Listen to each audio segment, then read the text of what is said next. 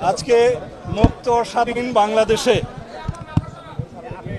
আমি প্রায় 9 বছরেরও বেশি সময় নির্বাসন থেকে আপনাদের মাঝে আসতে পেরে মহান আল্লাহর দরবারে শুকরিয়া আদায় করছি।